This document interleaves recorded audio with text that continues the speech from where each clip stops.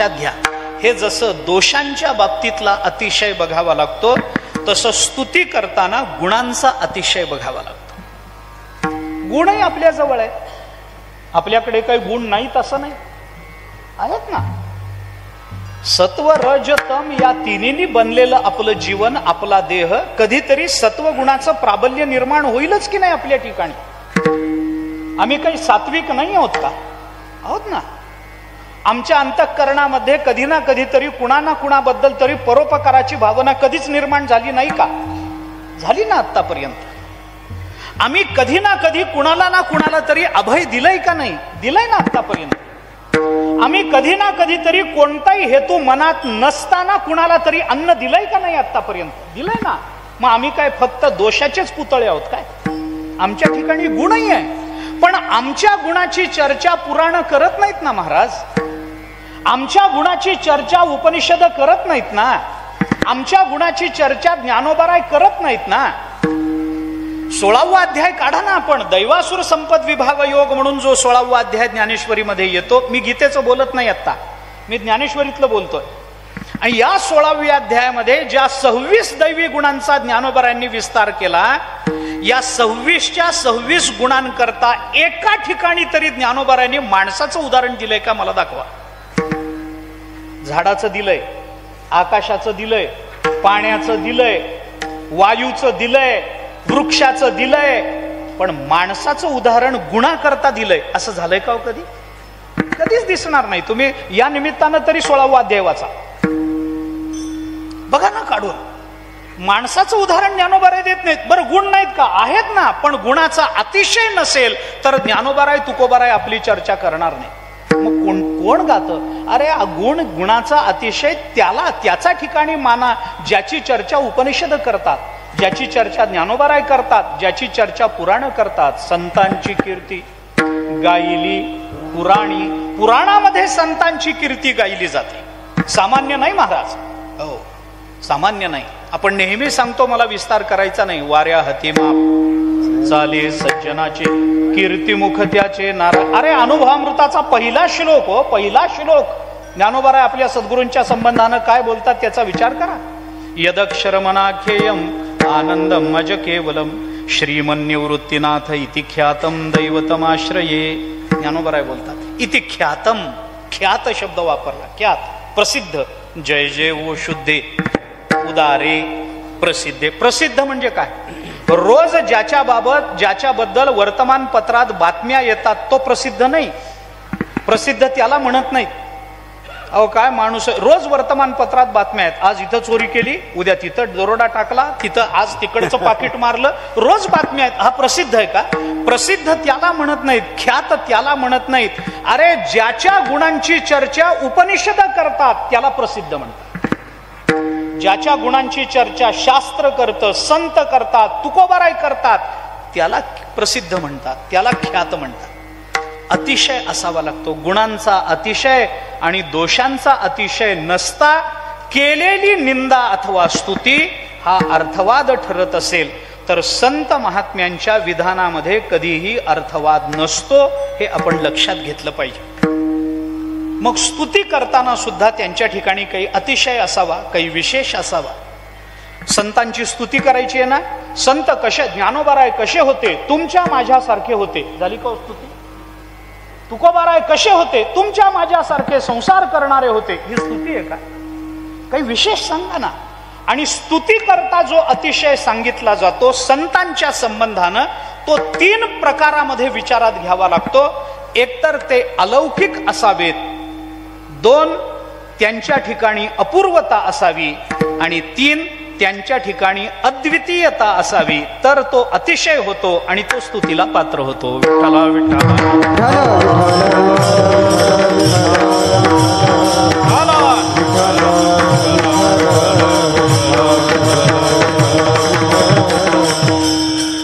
थोडक्या शब्दामध्ये बोलणार आहे. अभंगाकडे येतो, मला हा मार्ग सोपा वाटतो अभंगाकडे यायला म्हणून बोलतो. काहीतरी अलौकिकत्व असावं, काही अपूर्वता असावी आणि काही अद्वितीयता असावी. मी हे 3 गुण, 3 अतिशय का काढले? कारण याच 3 अतिशयाने हा अभंग युक्त आहे. अगदीच सरळ सोपं, सरळ एका वाक्यात बोलून जायचं झालं तर तुकोबारायांनी पहिल्या चरणामध्ये अलौकिकत्व सांगितलं, तिसऱ्या चरणामध्ये अपूर्वता सांगितली आणि शेवटच्या चरणामध्ये अद्वितीयता सांगितली. देवभक्तपण तुका म्हणे नाही भिन्न अद्वितीयता. कशी संगती लावायची आपल्याला वेळ झाला तर लावू, नाहीतर मला जेवढं बोलायचंय तेवढं बोलून मी थांबणार आहे. वेळेची मर्यादा आहे, मला कल्पना आहे. जेवणं झाली आहेत का? झालीत ना? हा, मग काही हरकत नाही. 10-5 मिनिटं इकडं तिकडं. अलौकिकता असावी हो, तर काहीतरी. आता अलौकिक मी या तिन्ही करता एकच अभंगाचं प्रमाण घेणार आहे नाथ महाराजांचं. त्याच एका अभंगामध्ये या तिन्ही अतिशयाचा विचार करून अभंगाकडे पुढे प्रवृत्त होतो. काहीतरी त्यांचं अलौकिकत्व असावं. अलौकिकत्व म्हणजे काय? अलौकिकत्व म्हणजे वेगळंच काहीतरी असावं असं नाही. अलौकिकत्व म्हणजे लौकिकात ते दिसावेत पण लौकिकातले नाहीत असा अनुभव यावा, तर त्याला अलौकिक म्हणतात. अलौकिक अलौकिक म्हणजे काय? लौकिकात दिसावेत. ज्ञानोबाराय तुकोबाराय अवताराला आले तेव्हा तुमच्या माझ्यासारखेच दिसले ना, म्हणून तर लोकांनी ओळखलं है ना. काय मला सांगावं, ज्ञानोबारायांच्या इथं तिसरा डोळा होता का? तुकोबारायांना काय 4 हात घेऊन तुकोबाराय आले का? अरे दिसायला माणसंच होती महाराज. माणूस म्हणूनच लोकांना ते दिसले, म्हणून तर लोकांना ओळखू आले नाही. आपल्याला नेहमीचे प्रमाण आहेत, मला वेळ घ्यायचा नाही. संत नवती जगा माणसाच्या सारी, समुद्र नदी नोहे पैगा, पाषाण म्हणो नये लिंगा. संत नवती जगा, पण संत माणसासारखे नवती. दिसायला माणूस दिसले म्हणून तर ज्ञानोबाराय ओळखू आले नाही, म्हणून तर तुकोबारायांच्या अंगावर उकळतं पाणी पडलं. उकळतं पाणी अंगावर पडलं का? माणूस वाटला. पण माणूस होते का? ज्ञानोबाराय माणूस होते? तुकोबाराय, अरे तुकोबारायांना माणूस म्हणणं म्हणजे तुकोबारायांचा सगळ्यात मोठा अपमान आहे. तुकोबाराय काय माणूस? दिसायला माणसासारखे होते, माणूस नव्हते महाराज. त्यांचा देह माणसाचा नव्हता, त्यांचं कर्तृत्व माणसाचं नव्हतं, त्यांचं अस्तित्व माणसाचं नव्हतं, त्यांचे शब्द माणसाचे नव्हते, त्यांच्या शब्दाचा आपल्या जीवनावर होणारा परिणामही माणसाचा नव्हता. काय माणसाचं होतं तुकोबारायांजवळ सांगा? काय होतं? ज्ञानोबारायांची अलौकिकता त्या काळातल्या लोकांना कळली नाही. माणूस माणूस माणूस म्हणून निंदा करत राहिले. शेवटी ज्या वेळेला रेडा वेद बोलला तेव्हा कळलं, अरे हे माणूस नाही, हे काहीतरी अलौकिक आहे. रेडा बोलला आणि मग लोकांना. म्हणून मला नेहमी वाटतं बापू, ज्ञानोबाराय आधी रेड्याला कळले आणि मग माणसाला कळलं. रेडा बोल म्हणलं की बोलला. अलौकिकता आहे हो ही. ज्ञानोबाराय अवताराला आले, तुमच्या माझ्यासारखे दिसले. त्यांचा देह तुमच्या माझ्यासारखा होता का हो? पंचमहाभूताचा. पंचमहाभूताचा असता तर 700 वर्ष टिकला असता काय? पंचमहाभूताचा असता तर तो देह घेऊन स्वर्गाला वैकुंठाला जाता आलं असतं काय तुकोबारायांना? नाही ना महाराज. ते दिसायला लौकिक होते पण असायला अलौकिक होते. मी आपल्याला सरळ प्रमाण देऊन बोलतो. ज्ञानोबारायांना सामान्य समजू नका.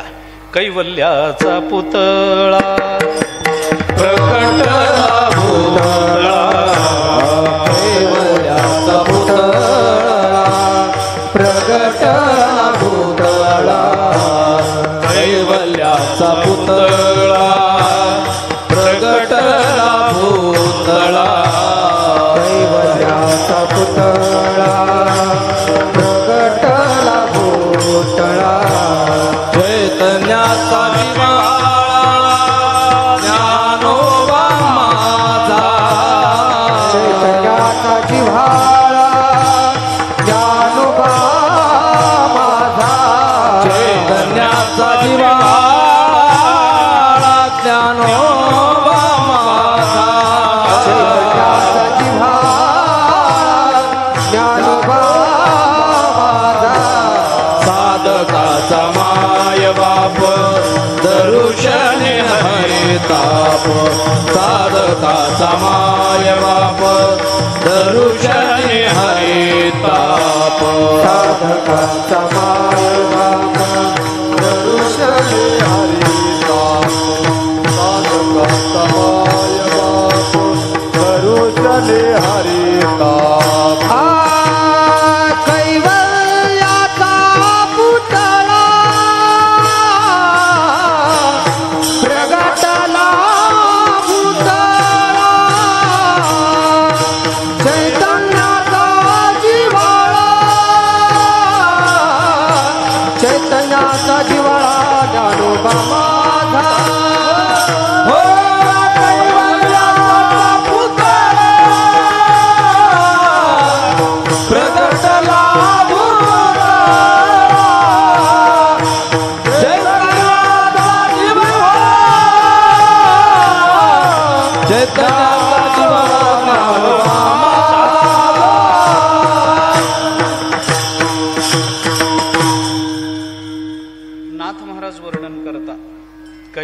कैवल्याचा पुतळा प्रकटला भूतळा चैतन्याचा जिव्हाळा ज्ञानोबा माझा.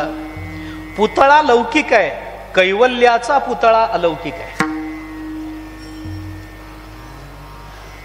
भूतळावर येणं लौकिक आहे, पण भूतळावर प्रकटणं अलौकिक आहे. जिव्हाळा लौकिक आहे, चैतन्याचा जिव्हाळा अलौकिक आहे. माझे हे लौकिक आहे, पण ज्ञानोबा हे अलौकिक आहे. मायबाप लौकिक आहेत, साधकाचा मायबाप अलौकिक आहे. तापाचं हरण होणं हे लौकिक आहे, पण दर्शनाने ताप जाणं हे अलौकिक आहे. प्रत्येक चरण कुठं लावत देत बसू मी आता, तुम्ही बघा ना सगळी चरण. सर्वाभूती सुखरूप ज्ञानोबा माझा वगैरे वगैरे, ही ज्ञानोबरायांची अलौकिकता आहे. ही अलौकिकता आहे म्हणून ज्ञानोबरायांची स्तुती आहे. ही अलौकिकता आहे म्हणून तुकोबरायांची स्तुती आहे. जशी अलौकिकता लागते तशी अपूर्वता लागते. अपूर्वता या शब्दातून आपल्याला अपूर्व शब्दाचा अर्थ कळायला हरकत नाही. पूर्वी असं न झालेलं असणं तर ते स्तुतीला पात्र होतं. जे मागून चालत आलेलं आहे तेच पुढच्या लोकांनी केलं तर त्याच्यात अलौकिक काही नाही हो, त्याच्यात अपूर्व काही नाही. वडील काय करत होते? किराणा मालाचं दुकान होतं. आपण काय करता? किराणा मालाचं दुकानच चालवतो. काय अपूर्व आहे? अपूर्व काय? वडील काय करत होते? दारू पिऊन रस्त्यावर लोळत होते. आपण काय करता? मी ज्ञानेश्वरी मुखोद्गत केली. अपूर्वता, ही अपूर्व. मागून चालत आलेलं आम्ही करत राहिलो तर त्याच्यात अपूर्व नाही. आम्ही जे करतो आहोत ते याच्या पूर्वी नाही घडलं पाहिजे, तर त्याला अपूर्व म्हणतात. आतापर्यंत जगताच्या इतिहासामध्ये भिंत चालली रेडा बोलला, उदाहरण आहेत का? मला दाखवा ना. आतापर्यंतच्या जगताच्या इतिहासामध्ये कागदावर लिहिलेली अक्षर तरंगत वर आली आहे का? उदाहरण दाखवा ना मला. अहो, मेलेल्याला जिवंत करण्याची उदाहरणं कदाचित पुष्कळ असतील, कदाचित असतील, मी नाकारत नाही. ते तुकोबारायांनी केलं, ते ज्ञानोबारायांनी केलं. सच्चिदानंद बाबाला उठवून बसवलं. तुकोबारायांनी सुद्धा मेलेलं मूल कीर्तनामध्ये उठवून बसवलं. लोहगावच्या कीर्तनातला प्रसंग आपण ऐकलंय असेल महाराजांकडून चरित्रामध्ये. देवाला प्रार्थना केली, अशक्य ते तुम्हा नाही नारायणा, निर्जीवा चेतना आणावया. आणि तुकोबारायांच्या कीर्तनामध्ये मेलेलं मूल उठून बसलं.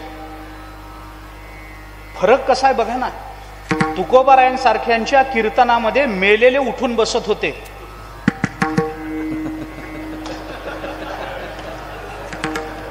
नाही, घाबरू नका तुम्ही. आमच्या सारख्याची म्हणजे कीर्तनामध्ये बदल किती झाले तेवढे सांगतो.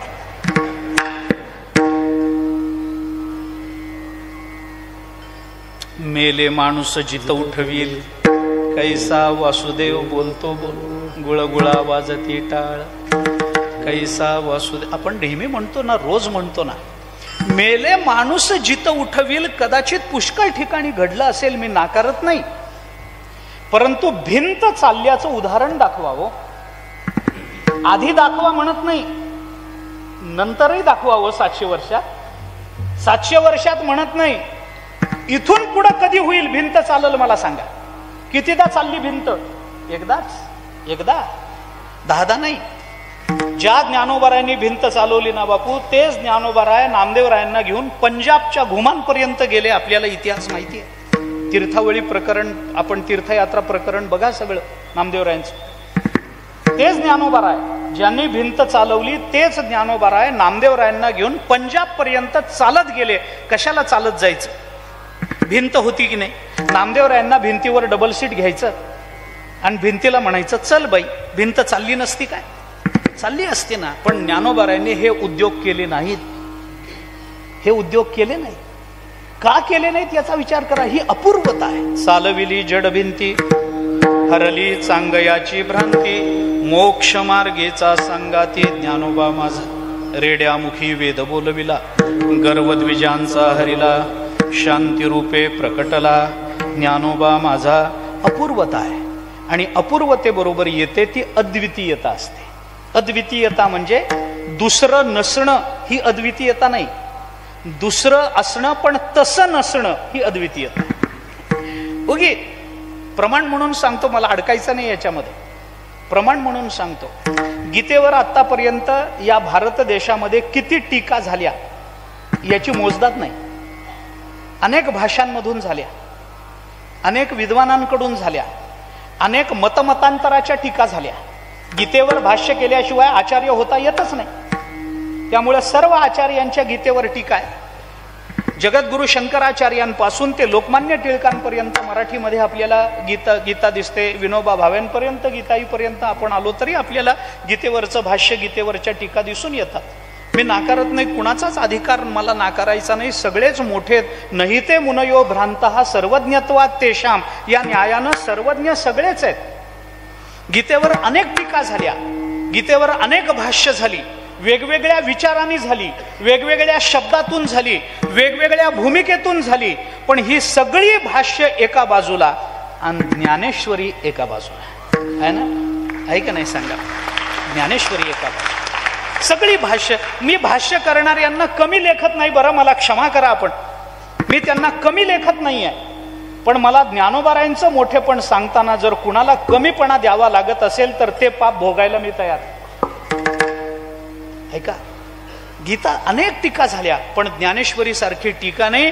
कारण इतर टीका भगवंताच्या शब्दाचा अर्थ सांगतात, ज्ञानोबाराय भगवंताच्या शब्दाच्या अर्थामागचा भाव सांगतात. आणि म्हणून भाव अक्षराची गाठी ब्रह्मज्ञानाने गोमटी, ते हे माय ज्ञानेश्वरी संत जना माहेश्वरी, अशी टीका नाही. काय त्या ज्ञानेश्वरीनं केलं महाराज? काय केलं? किती ज्ञानोबारायांनी और नाथ महाराजांनी या ज्ञानेश्वरीची अद्वितीयता सांगताना जी भाषा बोलून दाखवली ती बघा ना. ब्रह्म साम्राज्य दीपिका, ब्रह्म साम्राज्य दीपिका, वर्णियली गीतेची टीका, वर्णियली गीतेची टीका, विठोबाचा प्राण सखा ज्ञानोबा माझा,